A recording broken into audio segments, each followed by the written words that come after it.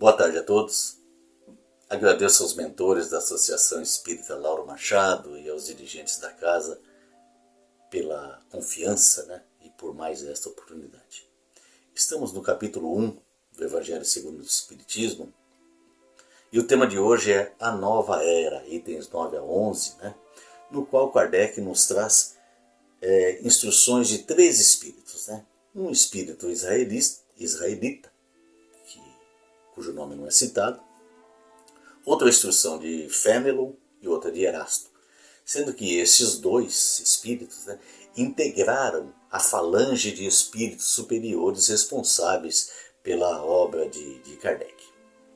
Coube-nos falar hoje, então, sobre a nova era da religiosidade.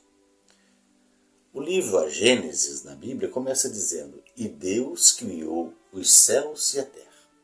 Então a Bíblia começa nos mostrando o Criador atuando, o Criador trabalhando. Criou-se o planeta Terra, essa nossa grande escola. Segundo o livro A Caminho da Luz, de Emmanuel, psicografado por Chico, essa criação se deu por um grande e demorado trabalho de espíritos puros pertencentes à comunidade dos Cristos. E tudo foi, nos diz Emmanuel, meticulosamente pensado. Qualquer alteração na pressão atmosférica, qualquer alteração na milimétrica rota que a Terra faz em torno do Sol, qualquer alteração inviabilizará a vida biológica no nosso planeta. O nosso sistema solar, no nosso sistema solar, o planeta Terra, esta orbe abençoada que nos ampara como uma mãe, está distante do Sol a cerca de 150 milhões de quilômetros. Distância de 150 milhões de quilômetros. E isso não é fruto do acaso. Se estivesse mais perto, o calor seria tal que a vida no nosso planeta não seria como nós a conhecemos aqui. Se estivesse mais longe, o gelo traria o mesmo resultado.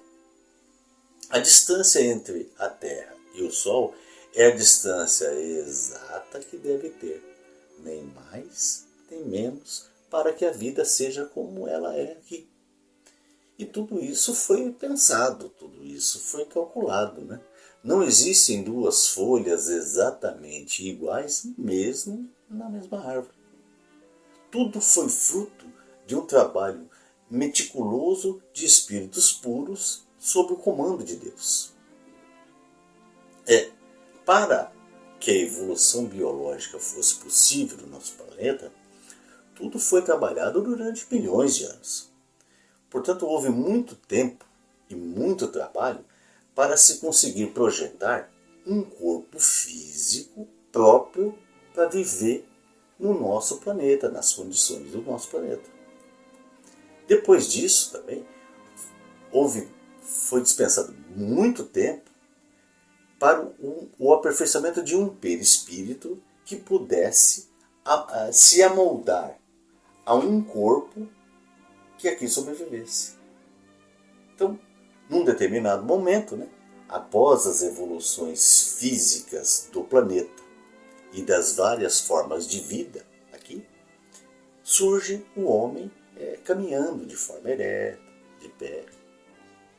Passou-se por processo de aperfeiçoamento do corpo físico para que fosse possível o aperfeiçoamento da inteligência. Foram milhares e milhares de anos a fim de podermos ter o domínio do corpo. Veio então o desenvolvimento da inteligência. Passamos a nos agrupar, dividir tarefas entre homens e mulheres, dominar a caça, a pesca, aprender a lutar pela sobrevivência, mesmo que de forma instintiva. Foi a fase da infância da humanidade. Foram os primórdios da civilização. A fase de aperfeiçoamento da inteligência desses seres ainda embrionários. O próximo passo foi o aperfeiçoamento da razão, da capacidade de fazer escolhas, de decidir, de pensar. E ainda não era o momento para o aprendizado espiritual, né? Então não se ensina, claro, física quântica para uma criança que mal sabe escrever. Então, temos que pensar que não há improvisação no universo. Deus não chuta, Deus não faz nada ao acaso. A sua sabedoria é absoluta. Deus quis que cada um fosse responsável por sua grandeza, de modo que o progresso espiritual seja obra individual, seja resultado do trabalho, do esforço e da experiência de cada um. Então a sociedade foi se aperfeiçoando vagamente durante milênios. Foi então se estabelecendo, regras de convivência, passou-se a fixar no mesmo local, deixou de ser nômade, foram adquiridas novas conquistas para uma vida melhor, dominando, por exemplo, a agricultura, plantando para se comer, domesticar animais, etc. A sociedade avançou, dando os primeiros passos para a moralidade. Havia excessos, obviamente, porque éramos selvagens, embrutecidos. Então, há cerca de 4 ou 5 mil anos atrás, o planeta mudou de série. Saímos do ensino fundamental com novos desafios pela frente. E começa a era do desenvolvimento moral aliado à religiosidade. Veio então Moisés, cuja missão foi de sintetizar as religiões, iniciando o desenvolvimento do senso moral, trazendo a ideia do Deus único, reforçando a ideia do Deus único que já existia entre os hebreus desde Abel. A grande maioria dos homens ainda tinha a ideia de um Deus tribal, um Deus representado pelo pescador num vilarejo que vivia da pesca, num caçador num vilarejo que vivia da caça, num guerreiro onde aquele local, a ideia principal era de dominar os outros.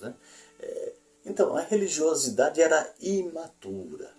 Os líderes eram pajés, gurus, adivinhos, etc. Note-se que ainda hoje vivemos a brutalidade da fé, mas felizmente é exceção. Mas nos tempos de Moisés aquilo era uma regra. Então dá para se ter uma ideia do grande trabalho que teve esse missionário. Como foi difícil para Moisés tentar solidificar a ideia de um Deus único, de um Deus imaterial, sem forma humana. Como dito numa das mensagens trazidas por Kardec, era quase impossível fazer aquele povo acreditar que se poderia reverenciar a Deus de outro modo que não por meio de holocaustos, oferenda de um animal a Deus. Isso era comum no povo hebreu. Imagine você difundir a ideia de que precisaria perdoar, aprender a perdoar, amar os inimigos. Tudo foi um processo. Veio a Grécia, onde se reformulou conceitos de leis, filosofia, ciência, etc. Surge o Império Romano com uma inacreditável organização política, militar, forte, eficiente, a tal ponto de dominar quase toda a Europa, construindo estradas, aquedutos, correios. Então era o progresso já caminhando a passos largos. Mas ainda vigorava a lei do mais forte. Era normal a escravidão. Se eu devesse para alguém e não pagasse, eu me tornaria escravo daquela pessoa. Tudo era aceito com normalidade. A mulher adulta era apedrejada até a morte, o homem não. O pai, o patriarca, ele tinha o direito sobre a vida e a morte de seus filhos e sua mulher. A mulher, assim como os escravos, era uma propriedade. E nós, esses, éramos nós. Certamente nós encarnamos nesses tempos, nessas eras, e praticamos toda sorte de atrocidades também. Nesse contexto veio Jesus. Veio Jesus como um grande pedagogo para trazer a mensagem de um Deus do amor. Não mais o Deus vingativo, o Deus julgador. E por que Jesus veio pessoalmente?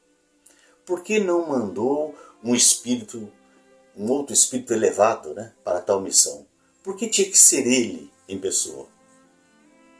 Porque a mensagem do amor não poderia, né, haver nenhum erro. Não poderia ter falha na transmissão dessa mensagem do amor, mesmo que mínima.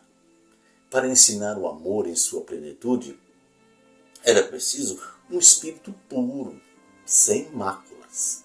Somente um espírito puro como Jesus teria condições de cumprir essa difícil missão. Na Bíblia consta que Davi teve muitas mulheres e concubinas, amantes, né? E conta-se na Bíblia que Urias era um grande e fiel soldado de Davi e era casado com a mulher mais linda do reino, a Batseba. O nome dela era Batseba. E Davi teria visto essa mulher se banhando, né, e se apaixonou por ela. Então, para uma determinada guerra, cujo fracasso se mostrava iminente, Davi deslocou Urias para comandar o exército. E, claro, Urias morreu nessa guerra, né? E Davi ficou com a viúva, com Batseba. O único que criticou Davi pela atitude foi o profeta Natã. Natã era um conselheiro respeitado pelo reino e respeitado também por Davi. Então, certa vez ele disse a Davi: Senhor, o que o senhor acha de um homem com 100 ovelhas matar o outro que só tem uma somente para ficar com a sua ovelha? E o rei Davi respondeu: isso é um absurdo. Deveria ser condenado à morte. E Natã disse: pois esse homem é você, pois contribuiu para a morte de seu amigo, um soldado leal, apenas para ficar com a sua mulher. E Davi se deu conta de que dentro dele havia luz e treva, bondade e maldade. Tinha profunda fé em Deus, mas a resposta para os destinos da humanidade não se encontrava nele. Do relacionamento de Davi com Batseba, nasceu Gededias, que mais tarde se auto-intitulou Salomão. Salomão tornou-se, ficou famoso por ser um rei sábio. Né? Porém, ele tinha cerca de 700 mulheres entre esposas e concubinas. Ou seja, por mais sábios, por mais fé em Deus que tinham, não eram puros o bastante para falar do amor incondicional. Por tudo isso, né, por todas as razões que a gente pode observar, tinha que ser Jesus o encarregado de tamanha missão. Jesus veio para ensinar, não veio para julgar, né? Aquela famosa passagem de quando a mulher adúltera foi apresentada a Jesus para que ele falasse a necessidade de se cumprir a lei de Moisés, né, a lei do apedrejamento. Jesus disse que atire a primeira pedra quem nunca pecou. Então Jesus não condenou a mulher adúltera, mas também não absolveu. Ele somente disse: vá e não peques mais. Então ele veio como educador. Ele não veio como legislador ou como juiz, etc. Né? Então, desde os profetas, passou-se a procurar por respostas. Passou-se a se questionar o que é Deus? Qual o sentido da vida? Por que os bons normalmente morrem primeiro que os maus? Por que os governantes pensam primeiro neles e depois no povo? Por que uma criança, né, sem maldades praticadas, né, sofre de câncer? Por que dos desencarnes coletivos, das guerras, etc.? Passou-se a se questionar se era justa a ideia do inferno, condenação eterna por um erro. Por que não se poderia ter uma nova oportunidade de pagar pelos erros? Por que a vida se resumiria somente numa chance? Será que Deus escolhe, sem qualquer critério, alguns para sorrir e outros para chorar, para sofrer? Será que Deus distribui aleatoriamente miséria e alegria? Claro que não. Essa crença, então, passou a não satisfazer mais. Filósofos como Sócrates, Platão e até pessoas comuns, anônimas, passaram a questionar se tudo se acabava com a morte do corpo físico. Para que esses bilhões e bilhões de planetas e uma imensidão de galáxias se somente haveria vida no planeta Terra? Somente o planeta Terra era habitado. Então, no século XIX, em Paris, sob o comando de Jesus, o mundo espiritual nos trouxe a Boa Nova. Veio Kardec com a missão de sintetizar, de deixar claro os ensinamentos dos espíritos. Kardec, quando começou a se deparar com os fenômenos, ele fez profundas análises para verificar se não se tratava de enganação. Questionava até os fenômenos em si para ver se não existiam contradições. Kardec trabalhou com respostas desafiadoras. Desafiadoras, pois eram contrárias aos conceitos dominantes da época. Do seu grande trabalho e esforço, consumindo horas e horas de sua vida, privando de seu convívio com a sua mulher, ele nos trouxe o Livro dos Espíritos em 1857. Trouxe-nos os alicerces do Espiritismo, trouxe-nos a Boa Nova, inaugurando uma nova era de religiosidade. Não veio essa nova era para dizer que a salvação está no Espiritismo. Não. Veio para trazer respostas às indagações feitas a partir do momento em que o homem passou a ter o domínio da razão. Ou seja, não é para você deixar de ser católico, ou de ser evangélico, umbandista, etc., se você não quiser. Mas que seja o melhor católico, o melhor evangélico e até o melhor ateu que você puder ser. Porque a religião é apenas um meio de propagação, de solidificação da fé. Não é fora da religião não há salvação. É fora da caridade não há salvação. Se você for ateu, não crê em Deus, mas for caridoso, gentil com o próximo, correto com a sua família, com as pessoas do seu convívio, Deus não castigará essa pessoa, porque nesta encarnação, simplesmente ele não crê em Deus. Ficou claro, a partir da nova era de religiosidade instaurada, que o corpo físico é apenas uma vestimenta, um envoltório do espírito. O espírito é imortal e mantém a sua individualidade. A reencarnação existe e faz parte da justiça e da bondade de Deus. Ela existe porque é preciso que nós sempre nos renovemos. A vida, todas as que nós tivemos e as que ainda vamos ter, graças a Deus, é um convite à mudança, ao aprimoramento. Se a alegria está dentro da pessoa, certamente ela encontrará motivos para sorrir. O homem é a única fonte de seu destino. Eu sou o que eu penso e o que eu sinto. O meu hoje é reflexo do que eu fiz ontem. E o meu futuro dependerá do que eu faço e do que eu penso hoje.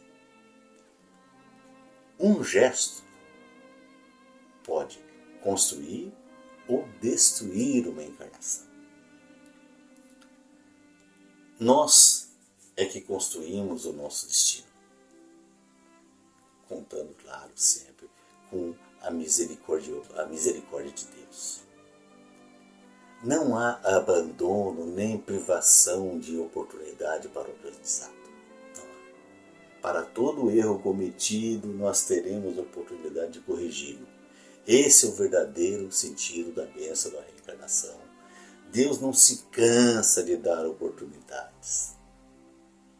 Deus não interfere nos nossos desejos. Ele permite o desejo, seja ele qual for. Cada espécie se alimenta do que deseja.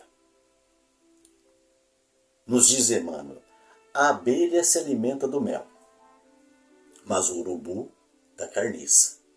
Portanto, há criaturas que se alimentam de cadáver e há outras que se alimentam de doçura e do amor.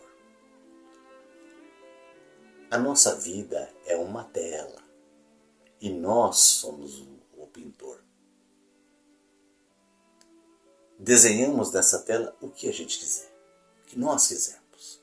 Porém, nós seremos responsáveis pelas tintas que colocamos nesse quadro, nessa tela. Como disse o apóstolo Paulo, tudo me é lícito. Tudo me é lícito, mas nem tudo me convém. Com o Espiritismo temos a certeza de que o aprendizado é para sempre e que nós carregaremos esse aprendizado conosco para as nossas vidas futuras. As conquistas morais são para sempre e não somente para um período de poucos anos. A visão da religiosidade se tornou diferente a partir do Espiritismo. Esta é uma realidade. Porque essa nova religiosidade trata da consciência moral. O Espiritismo não proíbe nada, mas cobra muito, cobra responsabilidade. Somos responsáveis pelos nossos atos. O que o Espiritismo espera de nós? Ele espera de nós mais amor, mais generosidade, mais humildade, mais coerência. Espera que nós sejamos mais justos e não façamos aos outros aquilo que não gostaria que fizesse a nós. É simples assim. Difícil, claro, mas é simples. Então o Espiritismo nos mostra que nós seremos felizes de acordo com o nosso merecimento. E que nós não seremos felizes sozinhos, nós não podemos ser felizes sozinhos. A felicidade é coletiva. Por isso que fala muito da caridade. A felicidade tem que ser coletiva, porque nós não podemos nos sentir felizes, né, se a esposa, o marido não está feliz, se os pais, ou os filhos, ou as pessoas em sua volta, seus vizinhos sofrem. Como é que você vai se sentir plenamente feliz com essa situação? Certa vez Chico disse a Emmanuel que se sentia como se estivesse morrendo, né? E Chico convivia com muitas dores, né? Sérios problemas de saúde, ele tomava vários remédios por dia, tal. Então ele disse, olha, eu me sinto como se eu estivesse caindo de um prédio de 20 andares. E Emmanuel disse, coragem, Chico. Saiba que a cada andar que você cai, haverá mãos estendidas, te amparando. Mãos das mães que você acalentou nos momentos de aflição. O bem que nós fazemos volta-se a nosso favor. É a força do amor. Amor e sabedoria. Essa é a religião da nova era. Portanto, não percamos a nossa oportunidade reencarnatória. Vamos demonstrar a Deus que fazemos jus à vida que Ele nos proporcionou e que nós somos muito, muito, muito agradecidos pela oportunidade do aprendizado. Meu muito obrigado a todos e que tenhamos uma semana de muita paz e de muitos progressos espirituais.